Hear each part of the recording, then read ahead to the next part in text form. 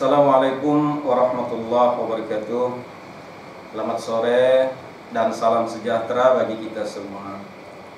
Hadirin yang berbahagia, pertama-tama tidak henti-hentinya kita menyampaikan puji syukur kehadirat Allah Subhanahu wa taala, Tuhan yang Maha Esa, yang selalu dan senantiasa menganugerahkan baik itu kesehatan, kekuatan, dan semangat bagi kita semua, terutama dalam kondisi penanganan dan pengendalian COVID-19 ini. Hadirin yang berbahagia, izinkan pada kesempatan ini saya menyampaikan situasi terkini perkembangan COVID-19 di Kabupaten Sukamara sebagai berikut. Pertama, jumlah kontak erat ada 64 orang.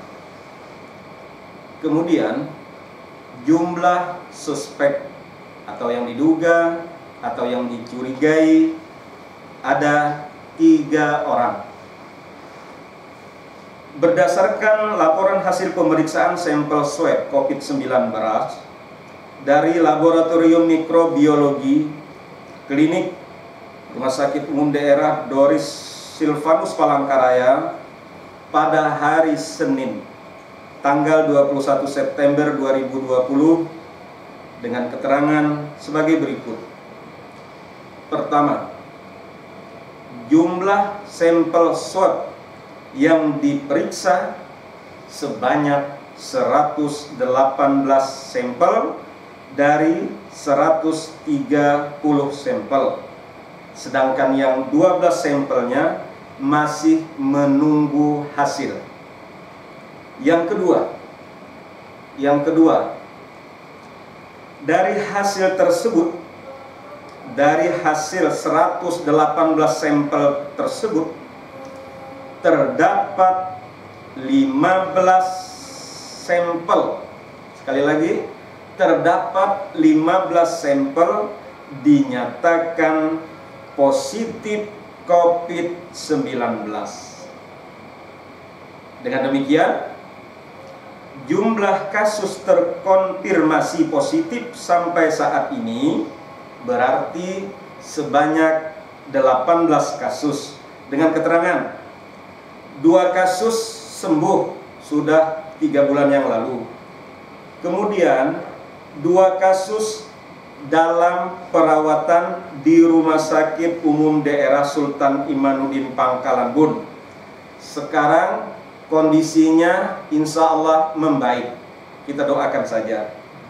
Sedangkan 3 kasus dengan gejala ringan, jadi 3 kasusnya hanya gejala ringan.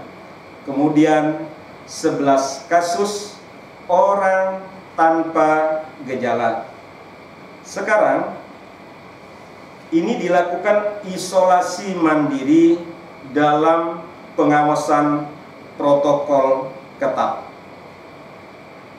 Saudara-saudara hadirin yang berbahagia, barangkali bertanya, kenapa tidak dibawa ke rumah sakit atau kenapa tidak dibawa ke BPG? Ini edisi terbaru, edisi kelima dari Menteri Kesehatan telah mengatur bahwa OTG, orang tanpa gejala yang positif dan gejala ringan, cukup diisolasi mandiri di rumah saja. Tapi ketentuannya, memang pengawasan ketat, komitmen ketat, dan tidak akan berjalan dan bepergian sesuai dengan instruksi dan petunjuk tim gugus. Kemudian akan kami sampaikan kronologis kasus. Jadi kronologis kasus ini ada 2. Pertama, kasus yang ada di kota Sukamara ini. Kronologis kasus ini masih terus dalam proses tracing atau penelusuran, pelacakan oleh tim survei Dinas Kesehatan Kabupaten Sukamara kerjasama dengan tim survei dari Puskesmas Sukamara. Jadi masih ditelusuri asal usulnya, kemana arahnya dan dari mana. Yang kedua, dari ini ada kasus juga di Jelai, di Kuala Jelai, bahwa keluarga yang bersangkutan sebenarnya tidak pernah melakukan perjalanan keluar daerah selama 6 bulan. Ini anak pesantren. Namun pada saat akan melakukan perjalanan untuk kembali ke pondok pesantren itu di Banjarmasin, setelah dilakukan rapid test, ternyata hasilnya reaktif. Dengan hasil reaktif ini, selanjutnya dilakukan pemeriksaan swab yang dilaksanakan pada tanggal 17 September 2020. Kemudian pada tanggal 21 September 2020 diperoleh atau keluarlah hasil pemeriksaan dari Laboratorium Mikrobiologi Klinik Rumah Sakit Umum Daerah Dr. Doris Silvanus Palangkaraya, bahwa salah satu anggota keluarga tersebut juga hasilnya positif COVID-19. Hadirin sekalian yang kami sayangi, yang kami banggakan, melihat kondisi Sukamara saat ini, dan sebenarnya kami juga dan seluruh tim sudah berbulan-bulan akan memprediksi akan adanya sebuah ledakan di Kabupaten Sukamara ini, mengingat Kabupaten Sukamara ini kabupaten yang lintasannya terbuka baik dari timur maupun dari barat. Maka perlu saya sampaikan dan saya tegaskan beberapa hal sebagai berikut. 1. Bagi keluarga dan masyarakat yang kontak erat, bagi keluarga, kemudian juga masyarakat yang pernah ke kontak erat dengan terkonfirmasi positif 19 yang belum melakukan pemeriksaan swab, dianjurkan kesadarannya dulu untuk sesegera mungkin menghubungi tim gugus.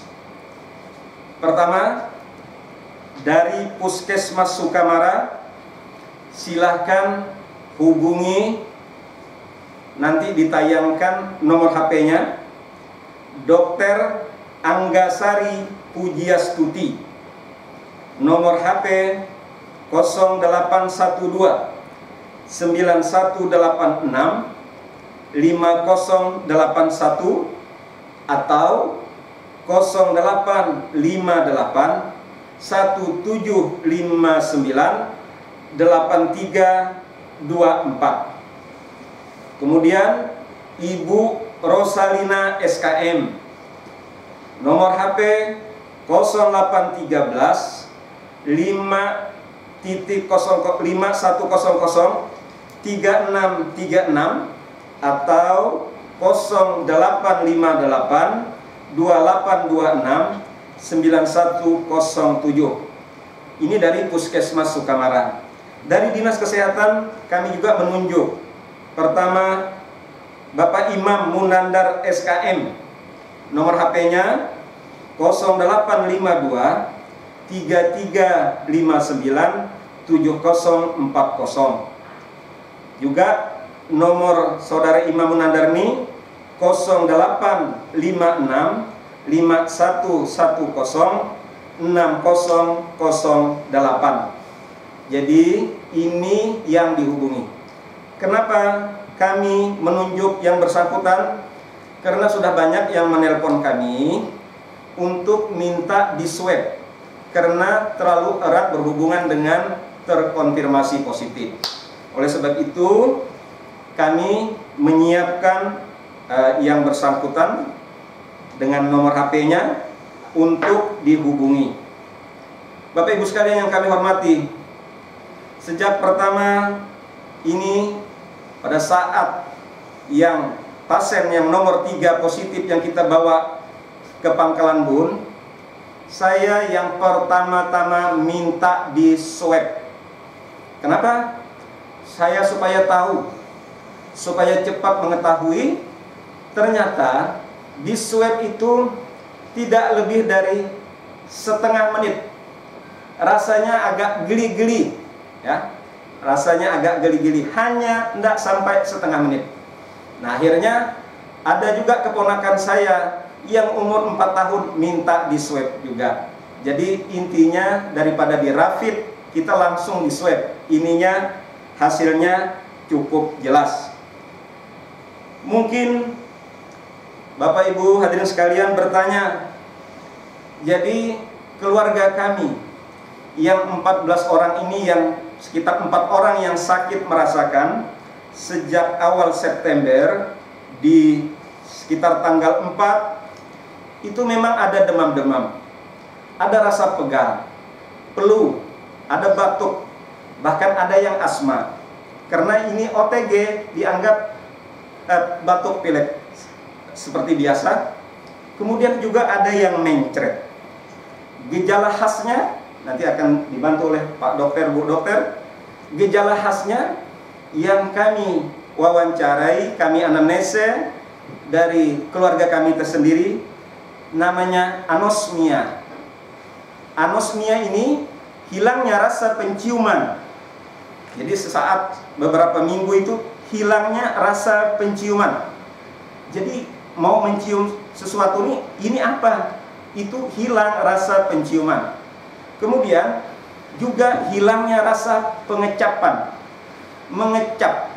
Biasanya rasa manis, rasa asin, rasa asam, itu ada yang tidak bisa dirasakan kecapannya ini. Itu adalah gejala khas. Gejala khas yang pertama orang yang terkena COVID-19.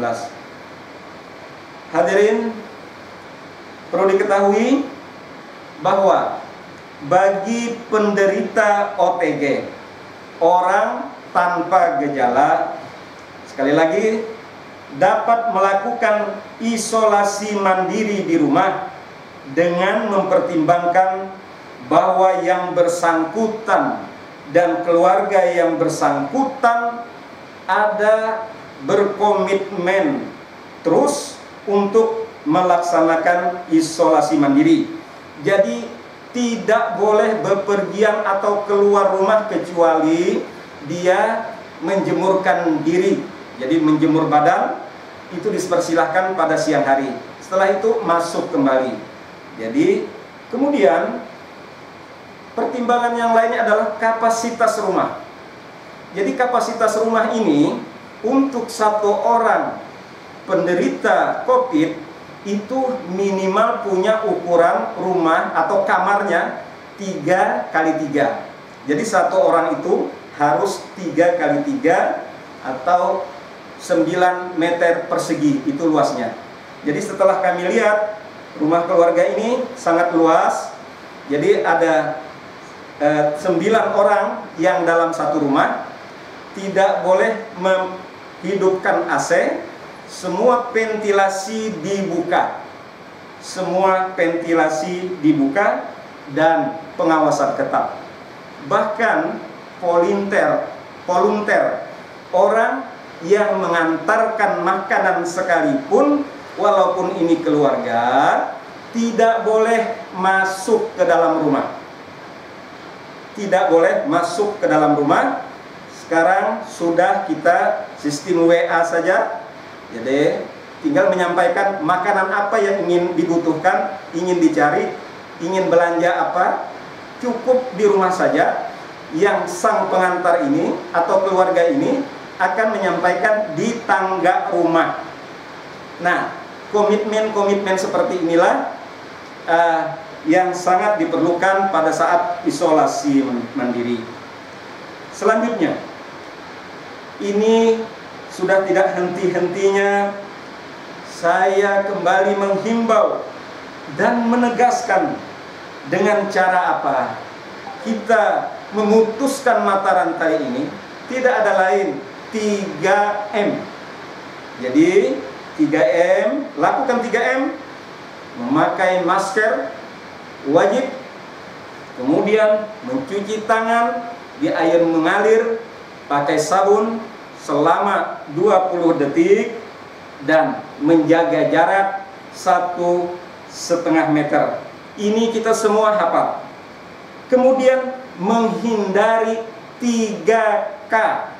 Dalam kondisi seperti ini, mau tidak mau kita menghindari 3K.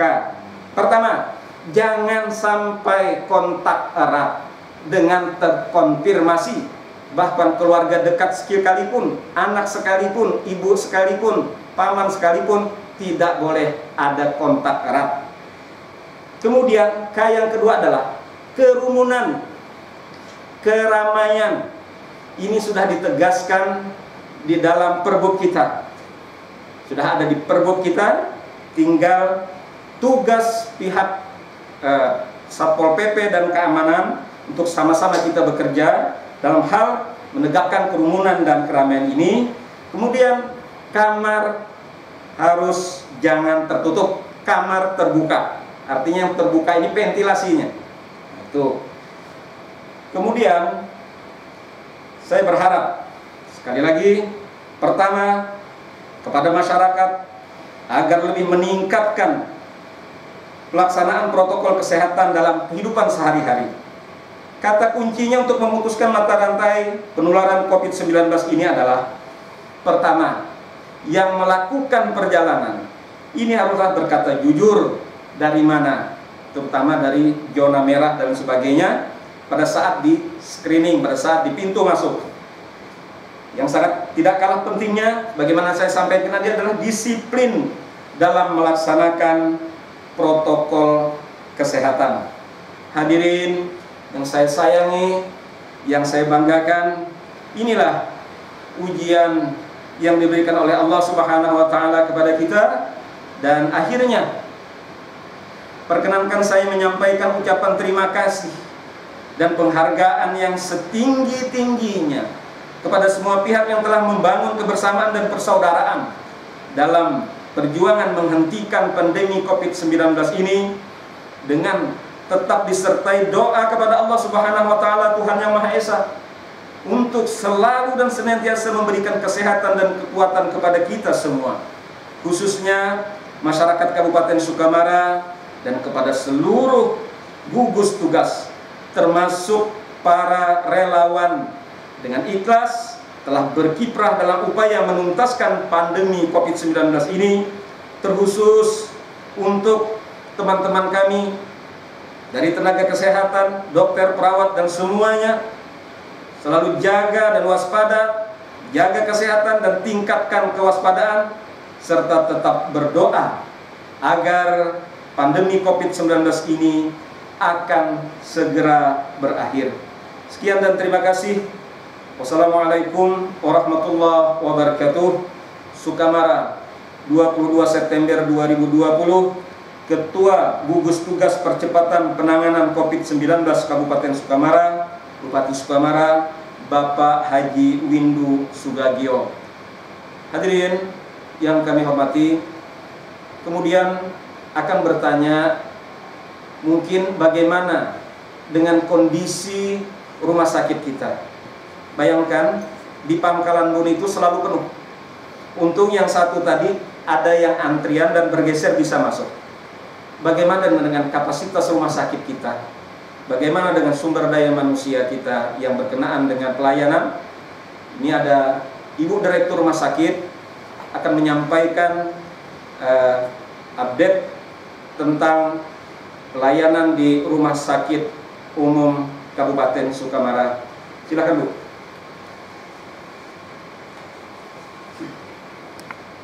Terima kasih Bapak Wakil Bupati atas kesempatan yang diberikan kepada kami. Assalamualaikum warahmatullahi wabarakatuh.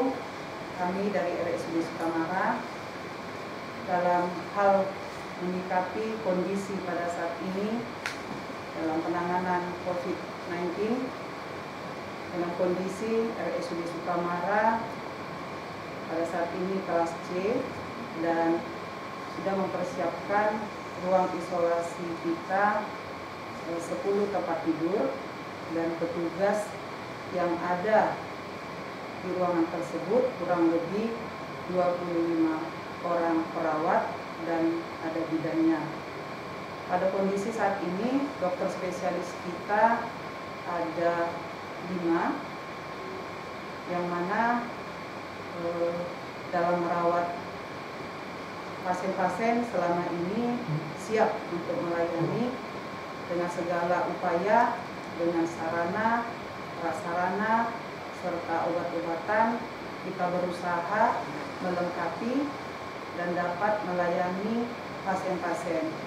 Adapun dalam beberapa hari kemarin, saya selaku Direktur RSUD Sukamara mengeluarkan surat edaran tidak melayani rawat jalan penyakit dalam dan rawat jalan geriatri, rawat jalan kebidanan dan kandungan, dan juga rawat inap ruangan kebidanan dan kandungan, karena terkait yang disampaikan oleh Bapak Wakil Bupati, kita merawat beberapa hari pasien yang terkonfirmasi positif dan perlunya sterilisasi ruangan dan juga mengisolasikan para petugas kita agar senantiasa dapat nanti melanjutkan pelayanannya jika kondisinya membaik. Keadaan yang sudah dites petugas kita dari dokter dan petugas hanya 1 yang terkonfirmasi positif dan sekarang sudah ada di RSUD Sukamara, kita rawat. Dan untuk yang lainnya seperti yang disampaikan Bapak Wakil tadi, komitmen bahwa selalu menjalankan isolasi mandiri sesuai peraturan yang dibuat oleh peraturan Kemenkes. Jadi untuk pelayanan lainnya, IGD 24 jam masih tetap kita laksanakan. Rawat jalan untuk gigi dan mulut tetap, dan rawat jalan poli umum dan rawat jalan anak. Untuk rawat inap lainnya tetap kita buka karena memang rumah sakit bukan tutup. Ada beberapa ruangan saja dan pelayanan rawat jalan yang kita hentikan sementara untuk memperbaiki keadaannya sampai petugas kita bisa kembali melaksanakan kegiatan. Dan yang saya sampaikan selanjutnya, kami memohon bagi masyarakat yang memang datang berkunjung ke rumah sakit dengan keadaan sakit, mohon untuk menyampaikan segala sesuatu yang ditanyakan oleh petugas kami secara jujur. Jangan menyangkal apapun kiranya yang ada berkenan dengan hal-hal yang memang nantinya bisa membantu proses dalam menangani pasien COVID-19. Jadi kami meminta jika ditanyakan perjalanan atau penyakit apapun, tolong disampaikan dengan jujur agar bisa cepat tertangani dengan baik. Jadi semuanya bisa selamat dan cepat sehat. Dan untuk pengunjung yang memang ada keluarga dirawat di rumah sakit, kami mohon untuk tidak beramai-ramai untuk mengunjungi sementara ini. Walaupun pasiennya tidak COVID, hanya rawat biasa atau apapun, kami mohon untuk tidak berkunjung. Supaya kita tadi bisa, yang seperti disampaikan Bapak Wakil Bupati, memutus rantai. Jadi mohon untuk tinggal di rumah saja, dan memang jika mempunyai gejala atau perasaan sakit yang tidak mendesak, gawat darurat, mohon untuk bisa menyikapi mungkin konsultasi atau pengobatan berupa suplemen vitamin supaya bisa terhindar dari penyakit yang sekarang masih kita tangani. Jadi bisa terhindar dari penyakit tersebut. Mungkin dari kami selaku RSUD Sukamara hanya demikian bisa menyampaikan informasi. Terima kasih.